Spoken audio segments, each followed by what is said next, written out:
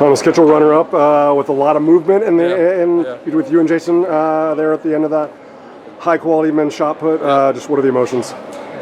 Man, it was something else. To get it done on your last throw too is awesome. But this is my first time out here. You know, it's been a childhood dream to come out to Eugene since I was probably like 12 years old.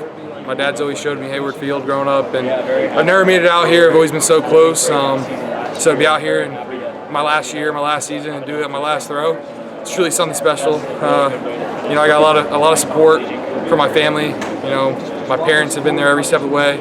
My girlfriend, who's jumping tomorrow night, who's a pole vaulter, she's a 7-time All-American.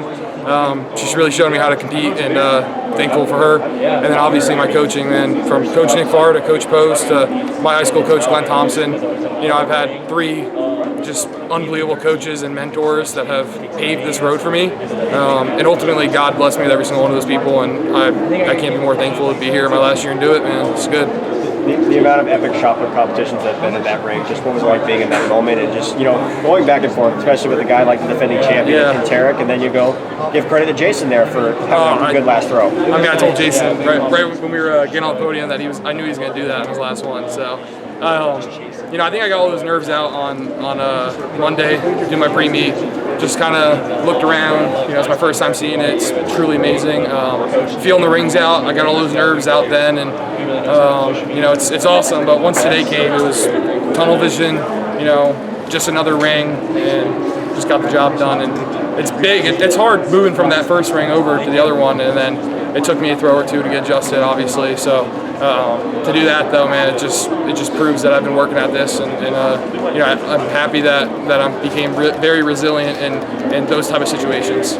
Talk to us a little bit about how that last throw felt, you know, technically and mindset-wise. Just like you said, switching the ring is kind of a tough thing to deal with, right. And it's knowing it's your last throw at your national championships, the last throw of your collegiate career. So it's funny because at NCAA indoors, well, this really started my sophomore year at ACC's. Last throw, I had a huge PB indoors, just lost to Daniel MacArthur, former Tar Heel. So, and then I've always learned that I'm always a last round thrower, as much as I really hate to be a last round thrower.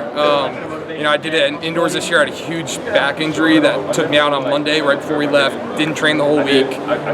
Went to indoors, fouled my first 2, put one at 19 to get into finals. And then I did the same thing at regionals this year where I fouled the first 2, threw barely over 18 to get into NCAA. So I'm used to getting that last throw. I've learned to just embrace it. I like kind of being a drama queen and getting everybody's attention in there. So, you know, I'm used to it by now, and you really just got to stay dialed in. So I'm getting good at it. Can the girlfriend agree with that statement? Yeah. She 100% can. Yes. I'm glad that you brought up Daniel. I mean, obviously, just the culture that, you know, Coach Nick Farr, and, you know, and obviously now it wasn't just like, hey, we got lucky with one guy, right? Like there's a really positive pattern developing. Like, how good is this not only for you certainly, but but for the future Tar Heels as well? Yeah, man. I have one thing that can't go under the rug is my team back home is phenomenal. I have the best training partners on earth.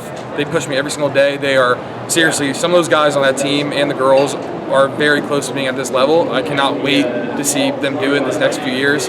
But you know, Coach Nick Farr is amazing.